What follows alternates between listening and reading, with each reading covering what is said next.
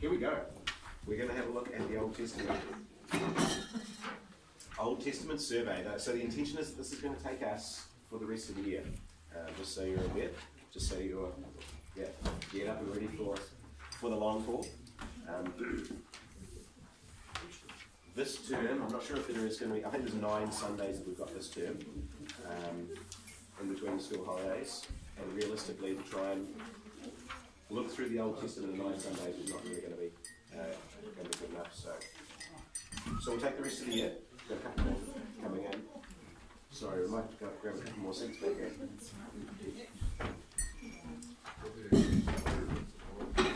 It's been jamming all weekend, so yeah, this is as much as I can. That's alright. Maybe I'll be able to do more to it.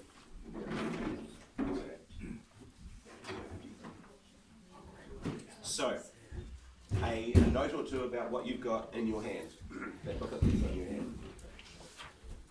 I got a fair way through in terms of preparing some material for this, and went back to some material by a guy by the name of David Platt. You may know his book Radical. He's got a website, radical.net. Went back to his survey of the Old Testament and realised that's pretty much exactly what I was aiming for. So emailed Radical and his team, asked for permission to use his notes that he uses for his Old Testament surveys. So you can go online, you can grab this if you want. You can see all his lectures. He's going to go to a bit much did a good job for me. He does go through a little faster than what we're going to go through. But this here was exactly what I was trying to put together. I said, oh, look, I'm just going to be reinventing what you're doing and not as good, so can I borrow your material? And they were very, very gracious and said, yeah, absolutely, just go for it. Leave the copyright stamp on it and you're away. So that's what you've got in your hands. So we're going to follow through that basic part.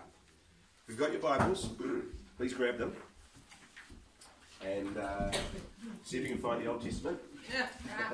That's in the back, isn't it? If you were to just open up your Bible and take a guess, you're probably going to you've got 2/3 chance to be right?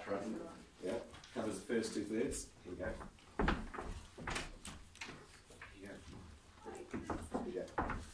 Covers the first 2/3 of your Bible.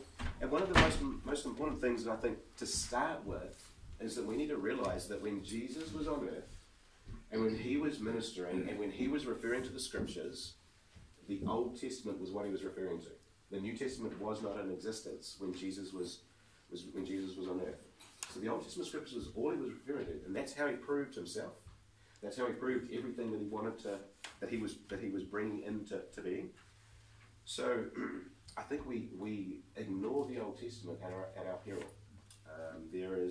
There's so much richness in there that the whole story of God that leads up to the need for Jesus is in there, and so we ignore it at our peril. I think it's incredibly important that we do have a really that we have an understanding of the Old Testament start to finish. Our approach for this term is going to be kind of 2 passes. We'll do a little bit of introduction stuff today, and I'm hoping to get through maybe all of Genesis. All right, but that's a biggie. We'll see how far we get in terms of Genesis. We're going to do our approach is going to be we're going to do 1 pass through. We're just going to look at each book and at least try and get some major things from each book and get a bit of an idea of what that book is doing there in the Old Testament. So we're going to do 1 pass through. That'll take us probably at least this term. And then we're going to do another pass through in terms of just look at the overarching theology of the Old Testament and how those things sort of slot into place within the larger narrative. So that's going to be the idea. So hopefully you can stick with us for that journey. A few introductory things though in terms of when we start off in here, and we're in the beginning of your notes there. Why study the Old Testament? And if you've got pens. Sorry, I didn't bring some additional pens, but if you've got a pen, you can fill in the blanks there. Right. There's a whole bunch of myths around the Old Testament. Sometimes we think that the Old Testament is insignificant. That'll be the first blank there, by the way. That it's just kind of background material. The New Testament is the main story, and the Old Testament is kind of background insignificant kind of material. And again, this is the scriptures that Jesus used. It's not insignificant. It's not just background material. Would we, if we knew the outcome of, if we were sitting down for a rugby game, and we knew the outcome of the last quarter, would we not still enjoy going back and watching it from the start, and then seeing how that last quarter played out? It is it's an incredibly important part of our understanding of God. The second common myth is that it's irrelevant. We see a lot of stuff in the Old Testament that we don't relate to. Is that fair? Mm-hmm. We see a lot of sacrifice. We see a lot of war. We see a lot of God's people having to go to war. We see a lot of stuff that actually in the 21st century we kind of think we struggle with that in terms of even in terms of morals and ethics. We see genocide, or what we would label as genocide. So there's lots of things in there that we see and we kind of think, you know what, this seems irrelevant to us. Why are we looking at this? Have you ever kind of been reading through the Old Testament and you kind of think, you've just read through a passage and you think, why on earth is that there? How on earth does this help me? Here's a passage that from 2 Kings 2, verses 23 and 24. It says, from there Elisha went up to Bethel, and he was walking along the road, and some boys came out of the town and jeered at him. Get out of here, Baldy, they said. Get out of here, Baldy. He turned around and looked at them and called down a curse on them in the name of the Lord. Then 2 bears came out of the woods and mauled 42 of the boys. Why? How is that helpful in our devotional lives, right? So I can kind of understand that people's hesitance to some as they read through the Old Testament, they think, scratch your head. Why is this here? How is it helpful to us? Well, of course, that passage is a great one for youth ministry, right?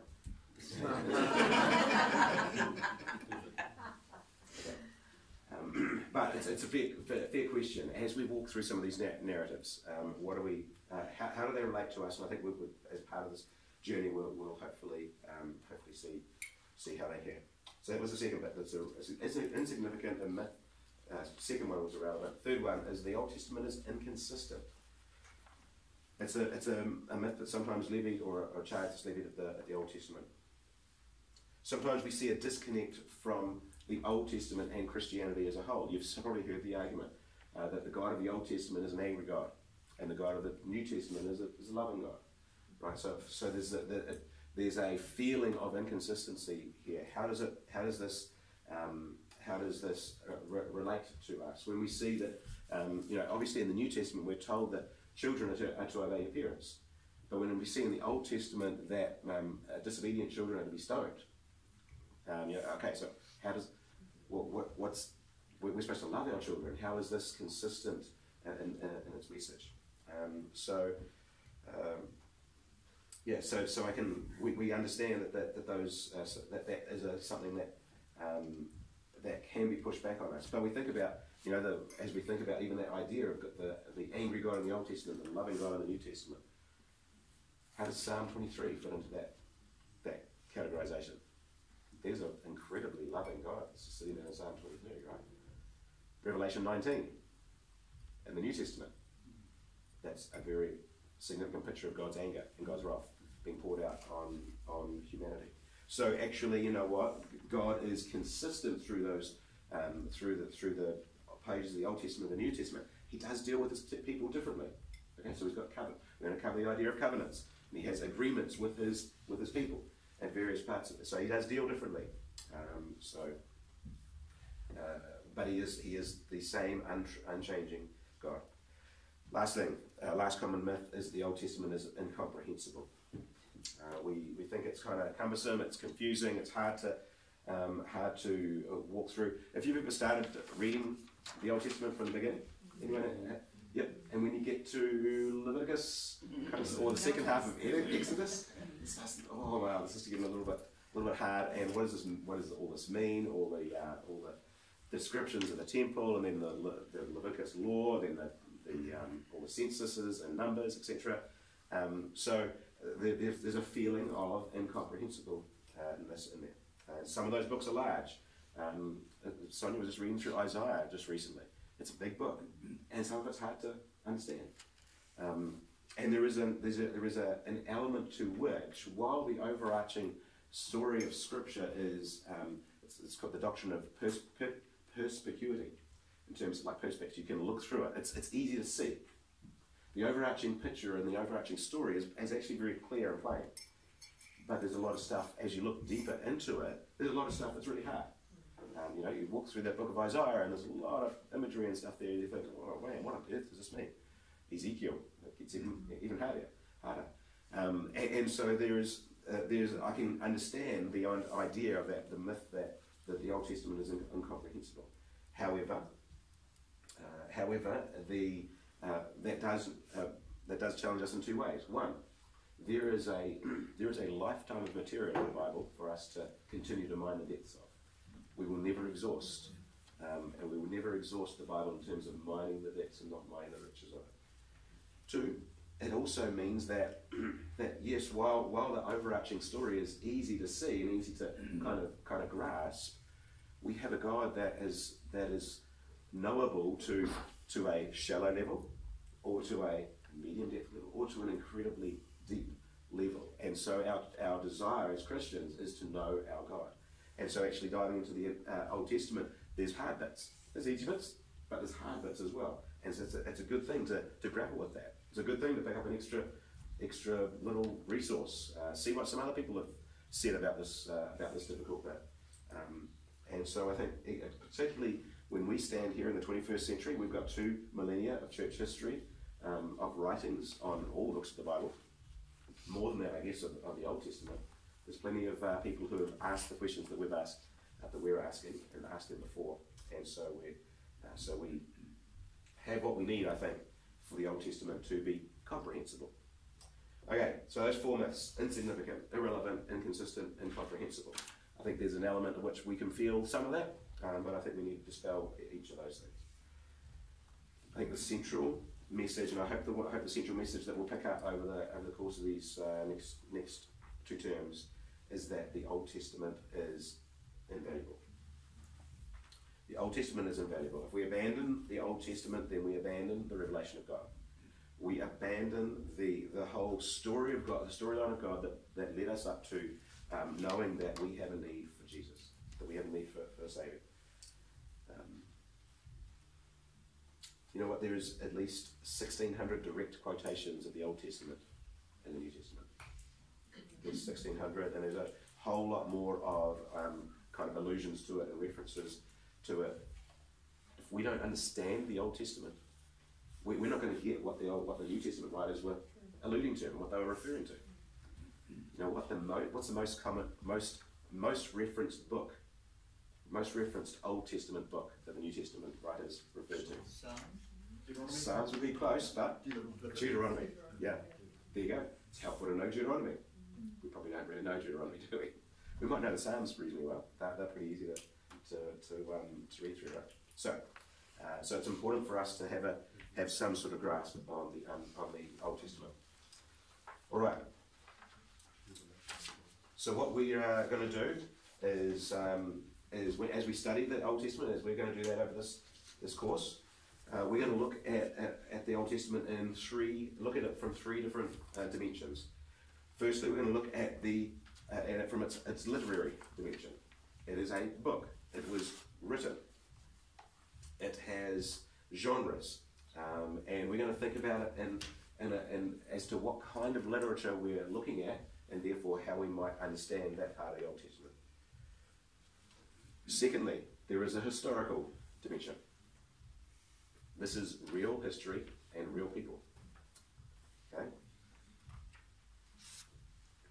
When we see the characters of Adam, Eve, Noah, these are real people and real history. So when we look at history though, if we aren't able to sort of piece the history together, what we're going to end up having is little fragmented bits of a story sort of just floating around in our mind. It's going to be helpful for us to think about this story historically, and we are going to try and have a somewhat of a chronological look at the story of the Old Testament, and we're going to help just in a moment just try and help actually, even from your table of contents, put a few categories together so we can think, okay, I can see how this at least is organised in an English Bible, and it will help us think through even just that idea of history. So we want to be able to place the bits of the Old Testament into their historical dimension, or into where they fit in history. And thirdly, there's a theological dimension. There is history in the Old Testament, and it is written to tell us the story of the people of God, but it is not just that. The authors and God himself is writing to tell us that God is in the middle of all this history. So this is a story of people, but it is a story of God. And God is, he is the kind of the main central character that is working through all of this. And so there is a theological dimension. Theology, by the way, it's a Greek word. Theos is God, means God. Ology, or it comes from the Greek word logos, which means the study of. So in anything that has an ology, biology is the study of living things. Bios. Theology is the study of God. So as we look through the Old Testament, we are going to have a theological look at it and see how God is the central character there. All right. Cool. Let's have a look at then the Old Testament as literature. How many books in the Old Testament? 39. Cool. Which means how many are there in the New Testament? 26. Cool. I was taught as a kid, you're going to remember that there's 39 in the New Testament, 3 9s are 27. So there you get the 27 of the New Testament. Okay, that stuck with me since I was a little kid, so maybe it's helpful. 66 books in all, of course, in the entire Bible. Now, if you were to happen to, we'll refer to this just a little bit because it is somewhat connected to our understanding of the Old Testament. If you were to pick up a Hebrew Bible, it would be mostly incomprehensible to us. But if you were to happen to have a look at the Hebrew Bible and the table of contents, you would see, and I'm trying to think of the number, it's something like 24 books in the Hebrew Bible. So, for starters, don't get freaked out. It's the same. It's the same text. It's just in a different language. Just so you know, they put 1st and 2nd Samuel together, 1st and 2nd Kings together. Okay, so one book is Samuel, one book of Kings, one book of Chronicles. Ezra and Nehemiah is together. I'm just trying to think. There was one other, and then there is the 12 minor prophets. They're just called the 12. Okay, so you've got 12. So you immediately reduce it and count by 11 there. Right? So whatever that ends up as being. The Hebrew Bible also has a different layout in terms of the order of the books. So, but we're going to have a look at our English Bibles. And so if you've got the Bible, turn to the table of contents. The table of contents can be a handy little thing in our Bibles.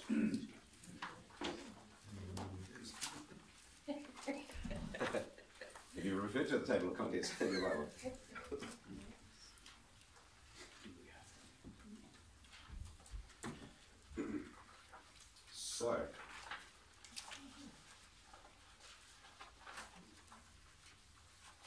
So just to help us paint the picture, we'll just take a little excursus here. And even if you've got and if you're happy to and you like doing this, it might be even helpful to put a couple of lines in your table of contents to break up these sections. So we've got there's 3 major sections in your Old Testament. The writings, no surprises here, starts at Genesis. Where do you think that goes through to? Sorry, this is the history, sorry, not the writings, the history, the story part. To Esther. Yeah, to Esther. So, there you have the story of the people of God, by and large, in a chronological order. Right? So Genesis obviously starts at the beginning. As you walk through, you've got the first 5 books, which cover the beginnings of creation, through the Exodus or going into Egypt, the Exodus out of Egypt, and then the wanderings in the desert. First 5 books of Moses. Right? Then Joshua is going into the land. Judges and Ruth living in the land and things going wrong. First and Second Samuel take us into the period of when we were starting to have monarchy. So you've got Saul and David essentially in First Second Samuel. Then Kings tells us just really the history of the rest of the time or most of the rest of the time of the kings there. First and Second Chronicles kind of goes back and recovers a little bit of that, and we'll talk about that at a later date. Then, but after Kings or after Chronicles, after we've had all those kings, then the exile happens. The northern tribes, Israel, gets taken out into captivity. I'm not sure, I think when that was, about 370 BC, and then 570 BC, and then 596 BC, Judah gets taken into captivity over into Babylon. So they get ripped out of the land at that point, and then Ezra, Nehemiah, and Esther writings are just part of this, continuing on the story after they come back into the land. Cool. So there's the picture of from start to the end of the story, at least, of the Old Testament. There's the Old Testament. And there's the kind of the story. So if you're wanting to, just you can sort of, I don't know, bracket or whatever those books in your table of contents, because there we have realistically we're going to talk about a couple of little anomalies in there, but by and large a very chronological history of the Old Testament. Cool. The writings then start at Job. Cool. And they go through to Song of Solomon. Yeah. Brad, Yeah. is it correct that the Hebrew Bible also puts Daniel writings?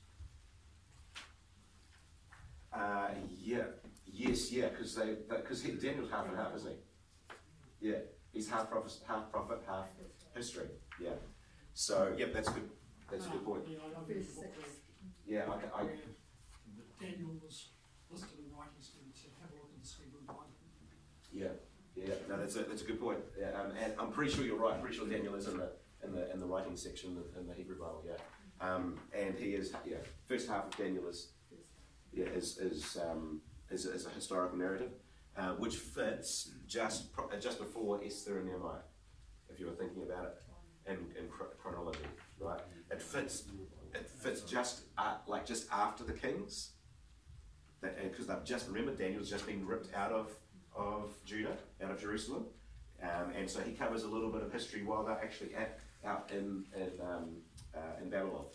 And then the second half, so you got chapters 1 to 6 in Daniel cover some history, chapters 7 through 12 in Daniel cover prophecy. So he's a bit of both. Cool. Yeah, thanks for that. All right, so the writings. So these books, Job, Psalms, Proverbs, Ecclesiastes, Song of Solomon. So they are writings that will fit in at various points in the history. Okay, so if we're keeping on blowing through here and thinking, oh, well, how does Job fit in after Esther? Well, he doesn't. He's probably somewhere way back early. We don't really know exactly when Job was written, but probably one of the, if not the earliest book in the Bible. He's way back early in the story. So they will fall into the history at various places. All right, so you've got a bracket there of writings, and then the prophets start at Isaiah and head through to the end of the Old Testament,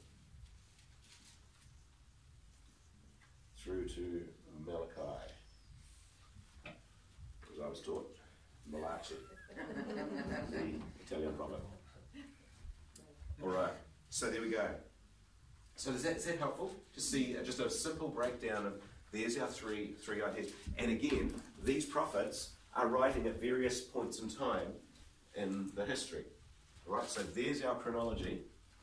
There's our extra bits that fit in somewhere in that chronology. Now, if you've got a study Bible or some study helps, usually you'll get a pretty good idea of a pretty good guide as to whereabouts those guys fit into the story here. But we just got to realise that when you pick up the book of Isaiah, for example, he's not writing way after Esther and after so on and so on. He's writing actually within the timeline. We think about one that's just easy to pick out, Jeremiah. He's writing right at the end of the time of the kings. Right at the end of the time of the kings, because he's warning that it's, any time now, you guys are going to get taken out of here and go into Babylon. It's Daniel actually that then picks up on Jeremiah's writings, and he's sitting there thinking, hey, wait up, Jeremiah said we're going to be here for 70 years. It's been almost 70 years. Let's get going. Let's get going home. So they're writing inside the story. Cool.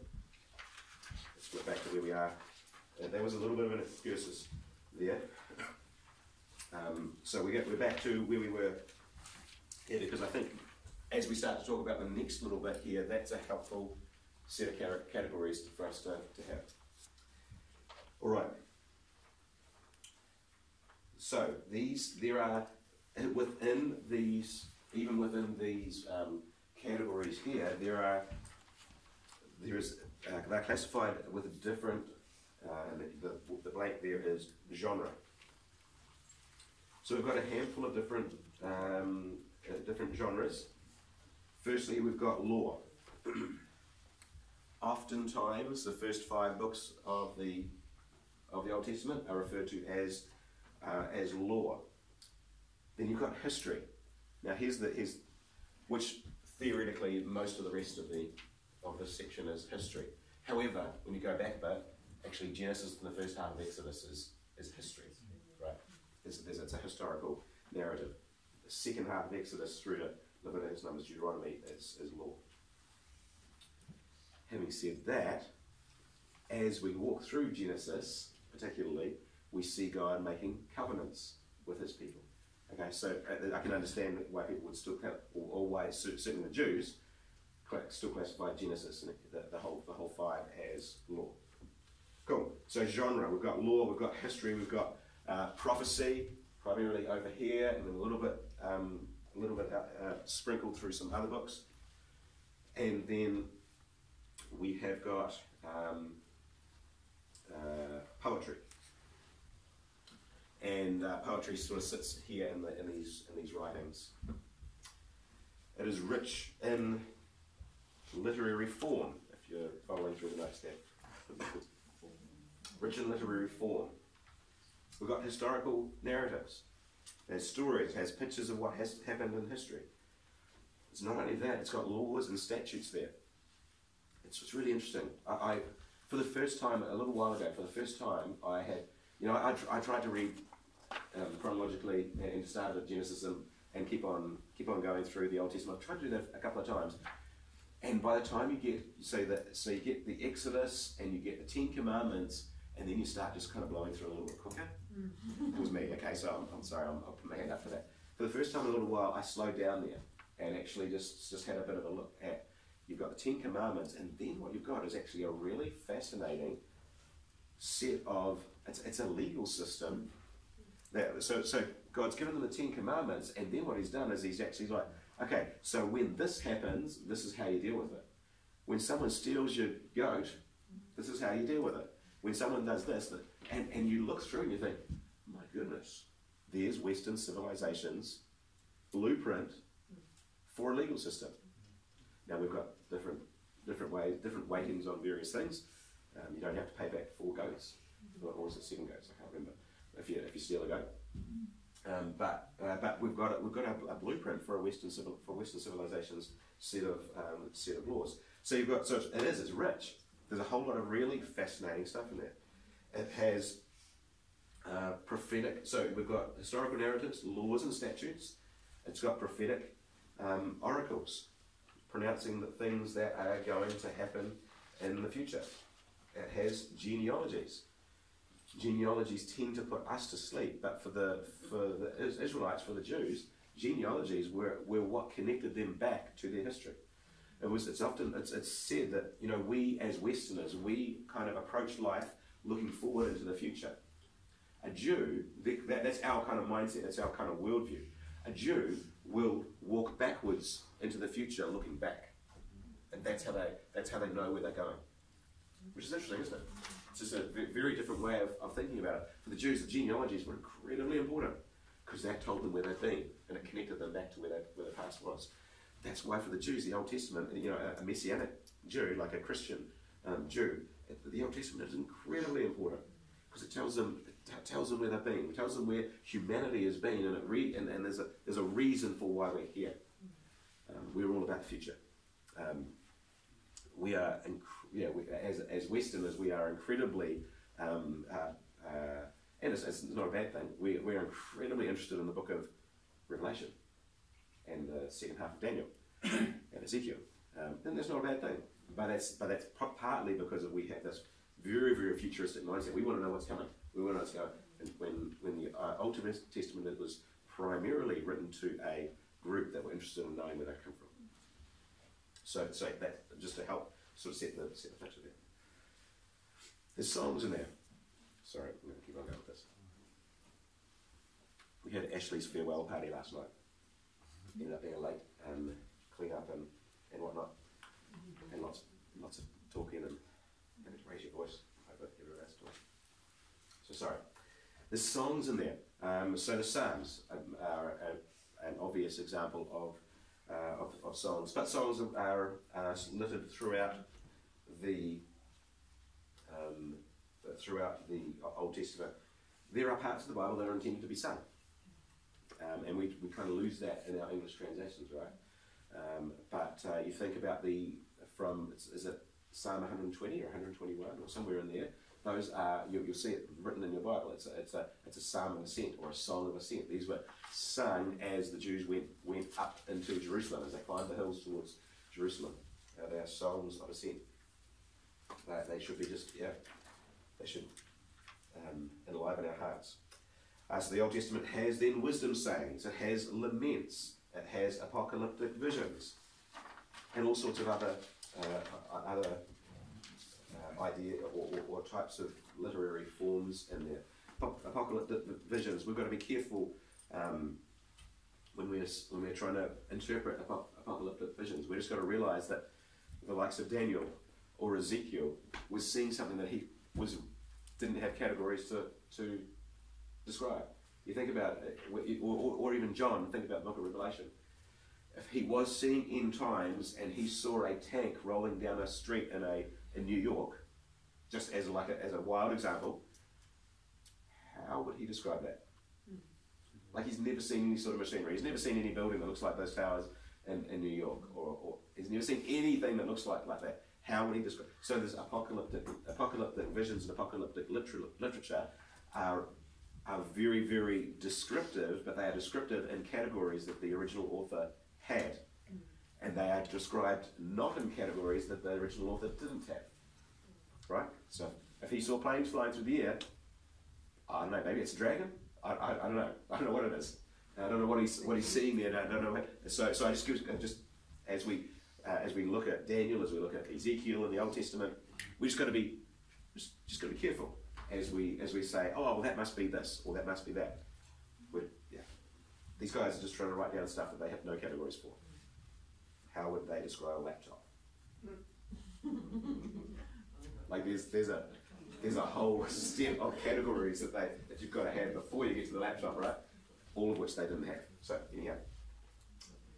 All right, this is carrying on through the notes. We probably won't finish Genesis this morning. We might get to Genesis though. Let's see. Written by a variety of authors. I think in this room here we'll be pretty happy with the concept that there is one divine author, the Holy Spirit.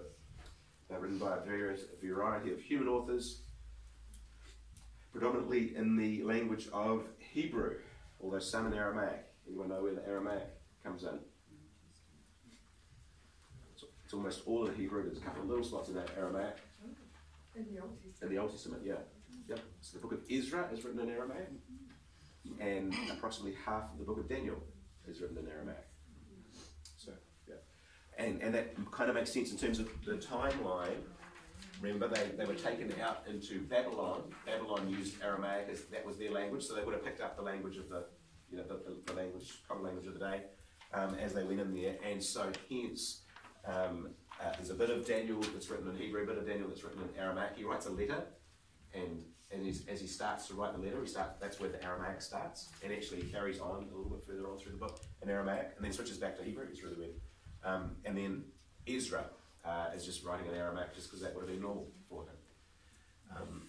And that is why when we come to the New Testament, Jesus and his disciples would have been conversing in Aramaic.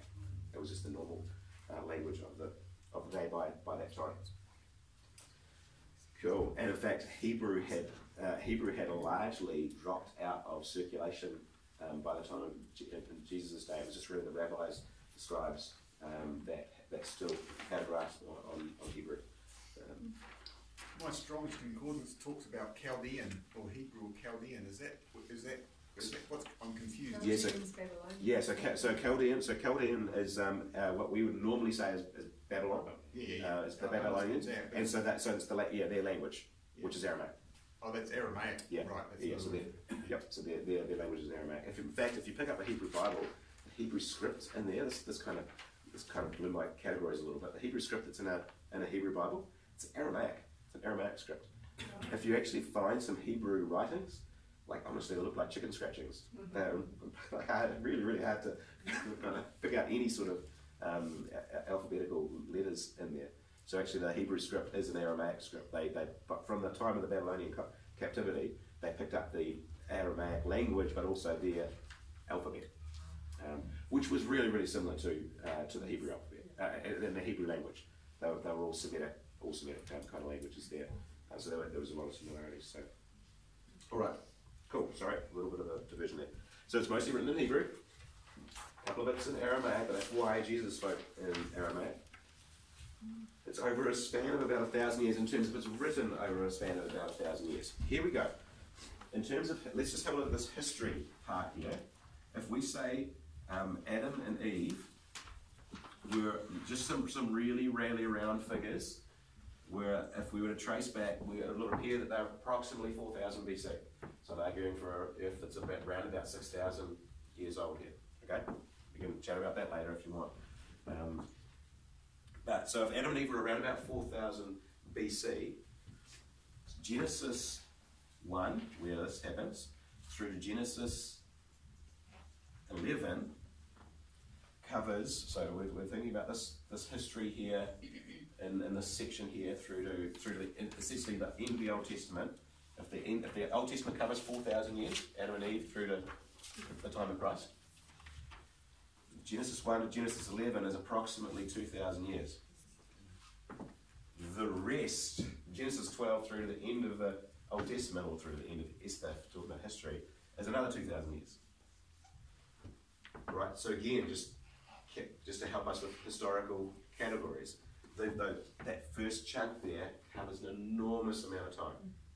When you think about it, the world had to be populated twice, right? It got populated through to Noah, and then everyone passed away in the flood, and have to repopulate again, and by the time we get to Genesis 11. So, kind of makes some sense. There's a big chunk of time here. But the writings, remember, Moses, if Moses wrote the first 5 books, so he's not popping into the storyline probably till about here, maybe, like it is pretty debated, but maybe 1400 BC.